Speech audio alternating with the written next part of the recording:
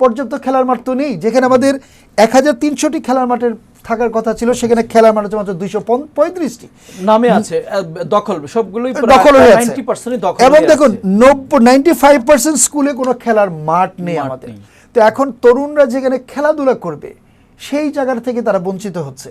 এখন আমরা যেটি বলতে চাই সেটি হচ্ছে যে আইনের কঠিন প্রয়োগ ছাড়া, আপনি যেটি বলছেন যে অভিভাবকরা, হ্যাঁ এটা সত্যি কথা, সচেতনতা নট শুধু আইনের প্রয়োগ দিয়ে সচেতনতা অনেক জরুরি। এটা পরিচ্ছন্ন হবে না। এখানে আপনার স্কুল শিক্ষক যখন সে স্কুলে যাবে, স্কুল শিক্ষক এটা সচেতন তৈরি করবে, অভিভাবকরা করবে, যখন মসজিদে যাবে মসজিদ মাদ্রাসা এইটাই বলতে যাচ্ছিলাম, এটাই বলতে যাচ্ছিলাম। সবচেয়ে বড় কথা হচ্ছে নৈতিক শিক্ষা। জনাব প্রফেসর ইয়ার খান, আমরা আপনার ছোট্ট একটা বিরতিতে যাচ্ছি। দর্শক, আমরা বিরতির পর আবার আসবো যে নৈতিক শিক্ষা কিভাবে এখান থেকে আমরা উত্তরণের পথ খুঁজে পাবো। দর্শক, আপনারা দেখছিলেন কিশোর গ্যাং ব্যর্থ রাষ্ট্র নাকি পরিবার, আসলে এই বিষয়ে আমরা কথা বলছিলাম দীর্ঘ।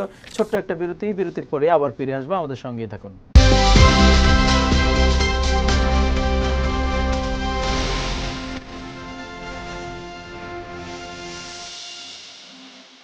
দর্শক, ছোট্ট বিজ্ঞাপন বিরতির পর আবারও ফিরে আসলাম। কথা বলছিলাম কিশোর গ্যাং রাষ্ট্র ব্যর্থ নাকি পরিবার, এই বিষয়ে আজকে বিশদ আলোচনা হচ্ছে। আমাদের সাথে আছেন প্রফেসর ইয়ার খান, প্রেসিডেন্ট ফেডারেল ডেমোক্রেটিক পার্টি।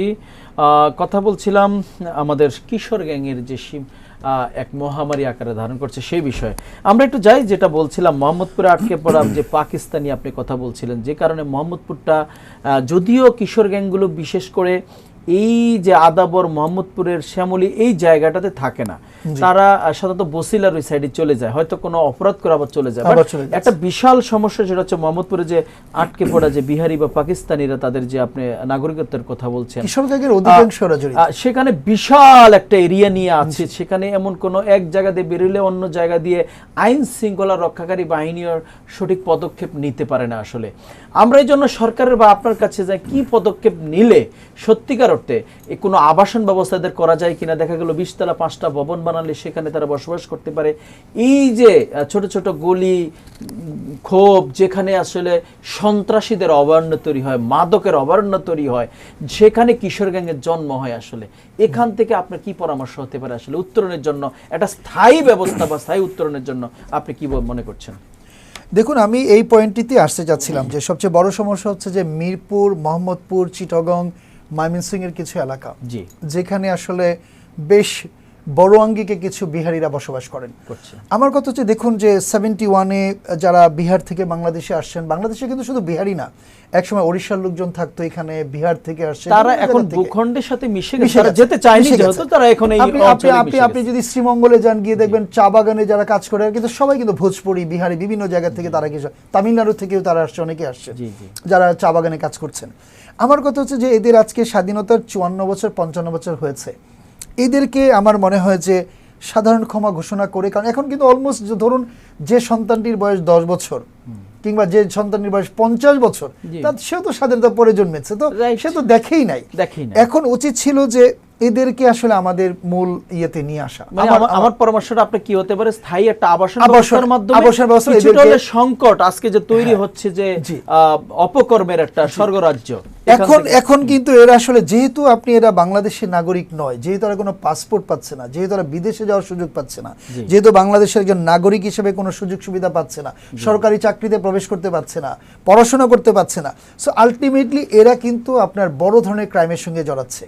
এবং আপনি লক্ষ্য করে দেখবেন এই যে কিশোর গ্যাংয়ের সঙ্গে যারা জড়িত অধিকাংশই কিন্তু এই ব্যাকগ্রাউন্ড থেকেই আপনার এদের মাঝখান থেকে আসছে। এবং কিছু হয়তো বিশেষ করে আমাদের যে বড় বড় বস্তিগুলো আছে, আপনি যে করাইল বস্তির কথা বলেন, মিরপুরে কিছু বস্তি আছে, সেইখানে যারা বসবাস করছেন, দেখা যায় যে একটু আগে বলেছি বাবা মা দুজনই হয়তো কর্মজীবী, ছেলেকে দেখভাল করার কেউ নাই, সে কার সঙ্গে মিশছে, কোথায় যাচ্ছে, এটি একটি বড় একটি সমস্যা।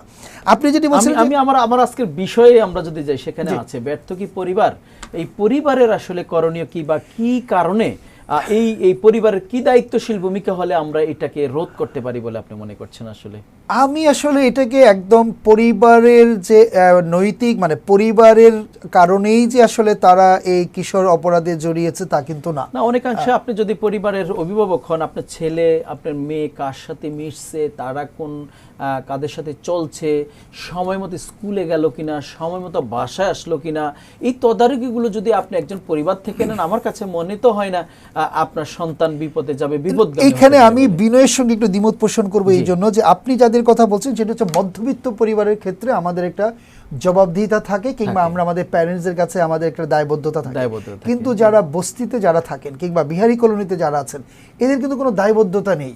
এরা না, দেখা আমরা গেল যদি আজকে আপনার সাথে একটু আপনার কথা আমরা যদি যেই গাজীপুরে, আমরা যদি বলি চট্টগ্রামে, আমরা যদি বলি আপনার নারায়ণগঞ্জে, সেখানেও কিন্তু আপনার এই কিশোর গ্যাংয়ের উৎপত্তি আছে।